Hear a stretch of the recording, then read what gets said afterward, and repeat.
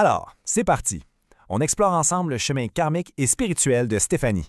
Le thème natal, ce n'est pas une sentence. C'est plutôt une carte vivante pour le parcours de l'âme. Voici donc la carte de Stéphanie. C'est le blueprint des énergies présentes à sa naissance. Ce qui frappe tout de suite, c'est ce qu'on pourrait appeler sa forteresse karmique.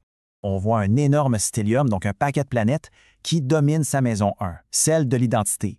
Cette énergie Capricorne, c'est comme une armure karmique, bâtie vie après vie pour se protéger.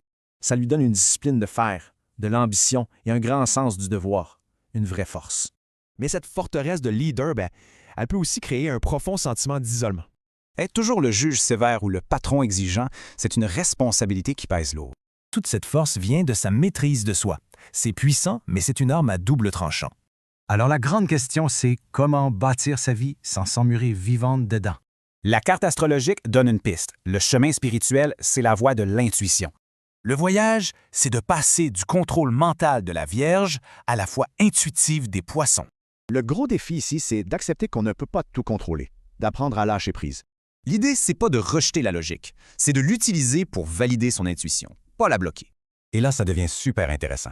Comment ce chemin intérieur affecte les relations? Chiron à maison 7, ça pointe vers une blessure cachée. Elle se réveille dans les relations proches. C'est le paradoxe, une personne si forte et autonome qui a, au fond, peur de la dépendance affective. Pour guérir ça, il faut un geste conscient. Il faut accepter d'être vulnérable, de baisser le pont-levis. Le message de la carte est clair. Pour être heureux en amour, il faut oser baisser ses murs. On réalise que la vraie force, finalement, ce n'est pas l'isolement, c'est la connexion aux autres.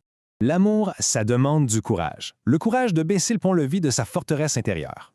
Faut se rappeler que cette carte n'est pas un destin figé. C'est un guide pour mieux se comprendre.